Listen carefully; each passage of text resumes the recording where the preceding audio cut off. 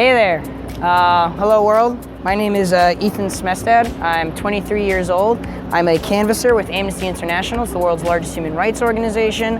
I got involved in this work after college. In college, I went up to New Paltz. I had a great time there. But I got a job. I wanted a job on the side, and I did canvassing with a Working Families Party. And I consider myself like a shy, introverted guy before doing anything like this. You know, wasn't really good at parties or anything, but the work consisted of knocking on people's doors. Complete strangers, you knock on people's doors and you tell them about whatever kind of social issue you're facing. But it becomes more than that. It becomes more than about just, oh, we're trying to get this thing done, we're trying to get this law passed, whatever. You get a chance to walk into strangers' lives and see their homes and how they live, and just, especially where I grew up, where everyone was pretty much the same, you know, it was like 96% white, all very upper middle class, not a lot of culture or struggle going on. Getting to see how many different ways of life there were and how hard it was for so many people, especially like up in Kingston, for example, where you just walk south of a street and all of a sudden you're in the projects. And it was heartbreaking, touching, but opened me up as a person. And so that's how I got involved in this job, where we're out here talking about police brutality. So we're talking about the fact that over 600 people have been murdered by police officers this year, right? And maybe a third, and actually there was another lady, Corinne Gaines. She was a 23-year-old mother. She was shot dead by Baltimore police, and her 5-year-old son watched it happen and also got caught in the crossfire. Luckily, he's still alive. But this is the kind of thing that's been happening every day for a long time, and it's about time that we did something about it. And so one of the problems we run into is the fact that we have terrible laws on lethal force in America.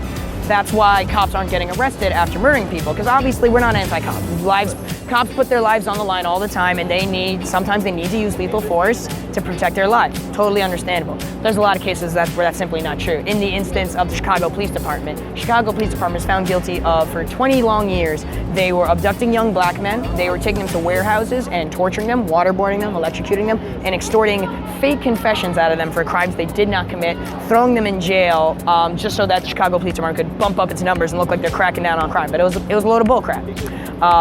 But I am happy to say that our organization, Amnesty International, was the first nonprofit to ever win a criminal case against an entire police department. We got everyone on that staff fired. We got the victims free therapy and college tuition for them and their children for the rest of their lives.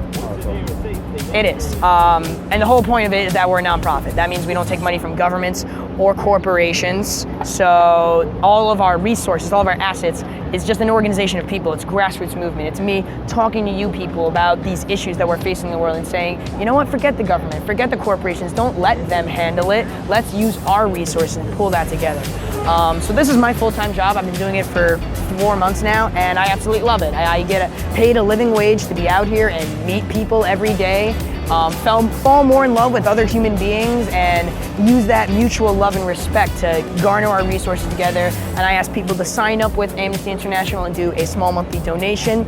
And the more people we sign up, the more power we have to fight for real change, like the things where we can go from police department to police department and crack down on them, apply that pressure to get bad cops out, find better recruits, and get justice for those who have not gotten any. So that's why I'm here today, and I just want to share that doing what you love every day is like never working a day in your life, and that's what people should do.